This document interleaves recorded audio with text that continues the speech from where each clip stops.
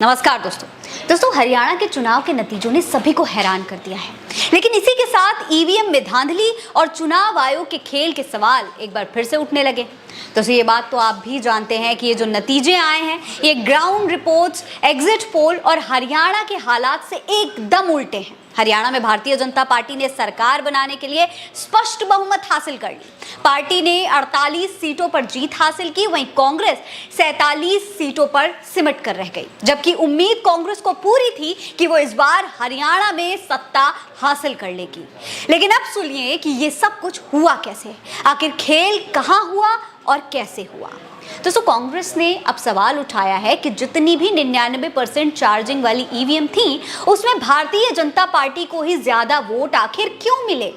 ये सवाल एक बार फिर से खड़ा होने लगा है। पानीपत से एक वीडियो भी सामने आया है जिसमें संदीप चौधरी नाम के कांग्रेस कार्यकर्ता ये बात बता रहे हैं कि पानीपत में 2 राउंड ठीक ठाक काउंटिंग चल रही थी। तीसरे राउंड में 6 ईवीएम्स ऐसी निकल करके सामने आ गई जिसमें 99% चार्जिंग थी, लेकिन सब में भारतीय जनता पार्टी को 60 से 70% वोट ज्यादा मिले थे। बाकी की जो ईवीएम थी वो सारी नॉर्मल काउंटिंग में आ रही थी और उनमें कांग्रेस को भी वोट मिल रहे थे। अब बड़ा सवाल यह है कि आखिर ये सब कुछ हो कैसे रहा था। सुनिए क्या कह रहे हैं संदीप चौधरी। समस्या ये आ रही है कि पानीपत शहरी कॉन्स्टिट्यूएंसी की काउंटिंग चल रही थी।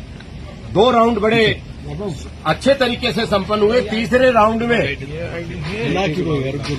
6 ईवीएम ऐसी आई जिनमें बैटरी परसेंटेज 99% शो हुई और जब उनका डाटा निकाला गया वोटिंग का तो उसमें खाली भारतीय जनता पार्टी के कैंडिडेट को 60 से 70% इंक्रीज आ रहा है। बाकी जो नॉर्मल ईवीएम हमारी खुल रही है राउंड में जिसमें एक 70 से 72-78% बैटरी बैलेंस है, वहां पे नॉर्मल काउंटिंग आ रही है। जो डाटा आ रहा है वो एक्चुअल डाटा आ रहा है जिससे हम सभी जितने भी कैंडिडेट हैं अंदर सबके एजेंट मौजूद है वो सब संतुष्ट है। बट 99% बैटरी परसेंटेज जिस भी उसमें आ रही है उसमें खाली एक बीजेपी ही क्यों इंक्रीज कर रही है, वो भी मोर देन 60 और 65%। Question is this. दोस्तों संदीप ने यह भी बताया है कि उन्होंने काउंटिंग रुकवा दी थी। उस समय काउंटिंग ऑब्जर्वर इसे रिजॉल्व कर रहे थे। उन्होंने इसके लिए इलेक्शन कमीशन को मेल भी किया था बाकायदा, लेकिन इलेक्शन कमीशन की तरफ से कोई स्पष्ट एक तरीके का सोल्यूशन निकलकर सामने नहीं आया। सुनिए। हमने काउंटिंग रुकवा दी है। इलेक्शन ऑब्जर्वर जो हमारे काउंटिंग ऑब्जर्वर है वो रिजॉल्व कर रहे हैं। 6 मशीनें हमने उनके सुपुर्द करवा दी है। काउंटिंग पानीपत शहरी की रोक दी गई है। दोस्तों इन नतीजों को लेकर कांग्रेस ने भी एक प्रेस कॉन्फ्रेंस की है और चुनाव आयोग पर सवाल उठाए हैं। कांग्रेस के नेता पवन खेड़ा ने आरोप लगाया है कि हिसार, महेंद्रगढ़ और पानीपत से शिकायतें मिली हैं कि 99% बैटरी वाली ईवीएम पर भारतीय जनता पार्टी जीती है, जबकि 60 से 70% बैटरी वाली ईवीएम पर कांग्रेस जीती है। वहीं कांग्रेस नेता जयराम रमेश ने इस पर कहा है कि क्या आप साजिश को समझ रहे हैं। जहां ईवीएम में 99% बैटरी थी वहां पर भारतीय जनता पार्टी जीत गई, जहां पर 70% से कम बैटरी थी वहां पे कांग्रेस जीत गई। अगर ये साजिश नहीं है तो फिर क्या है।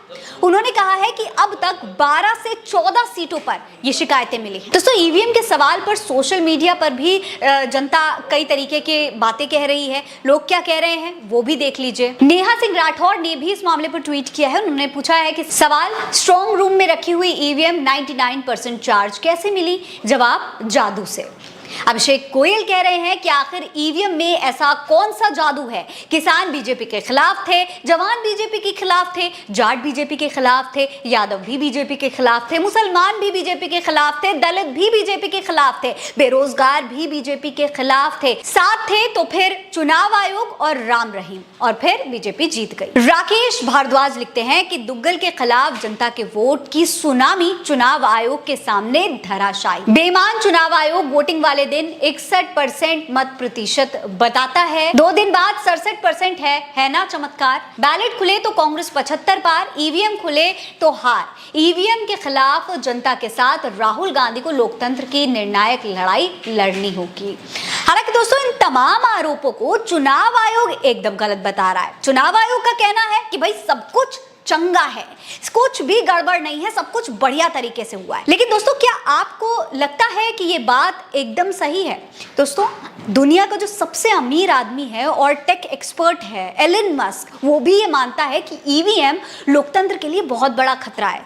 यहाँ तक कि अमेरिका जैसे सभी विकसित देशों में भी बैलेट पेपर से ही चुनाव होते हैं। और तो और जापान, जो कि सबसे बड़ा निर्यातक देश है, वहां पर भी ईवीएम से चुनाव नहीं होते, बैलेट पेपर से चुनाव होते हैं।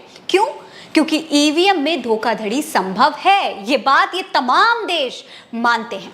इस मशीन को पूरे लोकतंत्र के लिए खतरा होने का कई बार दावा किया गया है। फिर भी हमारा चुनाव आयोग और सत्ताधारी दल क्यों ईवीएम से ही चुनाव कराने पर अड़ा हुआ है, ये बहुत बड़ा सवाल है। और हरियाणा के चुनाव ने एक बार फिर से इस सवाल को गहरा कर दिया है। आपको क्या लगता है? अपनी राय हमें कमेंट सेक्शन में लिखकर जरूर बताइएगा।